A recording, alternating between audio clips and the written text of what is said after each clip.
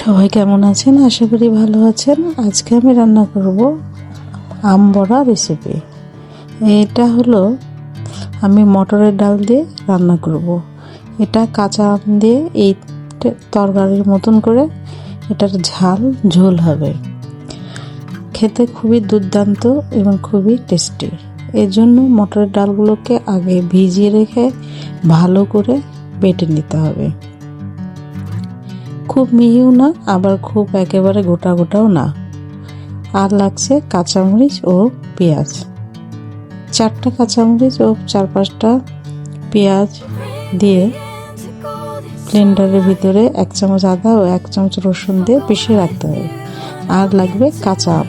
আমি কাঁচা আমটা ডিপ ফ্রিজে রেখেছিলাম, তাই বরফ জমে আছে। আপনারা পারলে একেবারেই কাঁচা আম নেবেন।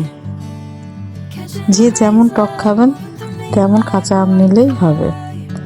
এবার মশলাগুলো পিষে নেওয়ার পরে বড়াগুলোকে ভেজে নিতে হবে।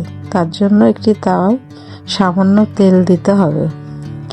বড়ার ভিতরে 1/2 চামচ হলুদ, 1/2 চামচ লবণ, 1/2 চামচ মরিচের গুঁড়া ও 1/2 চামচ কালো জিরা দিয়ে ভালো করে মিশিয়ে নিতে হবে। এবার একটু ভালো করে জোরে চামচ দিয়ে ফেটে নিলে পেঁয়াজগুলো ভালোভাবে বড়াগুলো ফুলে উঠবে। এবার তাওয়ার ভিতরে একটি চামচ দিয়ে 1 চামচ করে মাঝারি সাইজের করে দিতে হবে। এপিঠ ওপিঠ হালকাভাবে ভেজে নিতে হবে। খুব পেঁয়াজের মতন মচমচে করার দরকার নেই, তবে হালকাভাবে এটা সময় নিয়ে অল্প হিটে ভেজে তুলে রাখতে হবে। দেখেন টিপ দিলে হালকা একটু স্প্রিং করবে। এইভাবে আমি সবগুলো বড়াই ভেজে নিলাম। একটি নখ দিয়ে চাপ দিয়ে দেখাচ্ছি কেমন নরম ভাব হয়েছে। না নরম না শক্ত, উপরের অংশটা সামান্য শক্ত হয়েছে, কিন্তু ভিতরে হালকা নরম আছে। ব্যাস, সবগুলো বড়া আমার ভাজা হয়ে গেছে। এবার আমি চলে যাব ঝোল বা ঝাল করার জন্য। যেহেতু বড়ার মধ্যে অনেক তেল আছে, তাই সামান্য একটু তেল দিলাম। পেঁয়াজ, মরিচ, আদা, রসুনের পেস্টটা তেলের ভিতরে দিয়ে দিতে হবে। ভালোভাবে পেঁয়াজ, মরিচ, আদা, রসুনের পেস্টকে ভাজা করতে হবে। পানিগুলো শুকিয়ে নিতে হবে।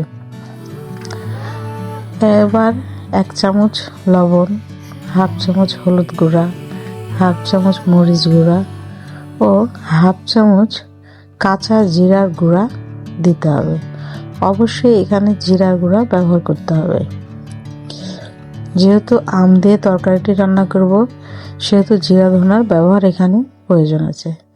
সব শুকনো মশলাগুলো আবার মশলার সাথে ভালো করে মিশিয়ে নিয়ে একটু পানি দিয়ে তেল ওঠা পর্যন্ত কষাতে হবে।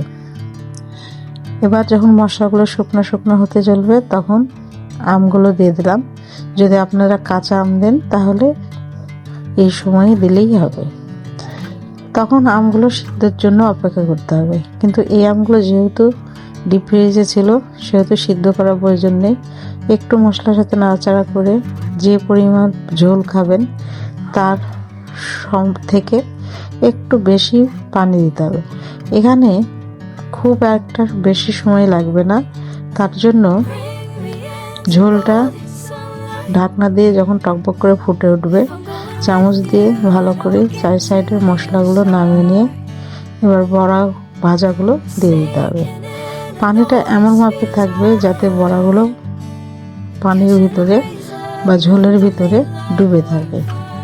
এই বড়া ফুটে উঠলে বেশ খানিকটা বড় সাইজের হবে। এবার পানি উঠে নেবে।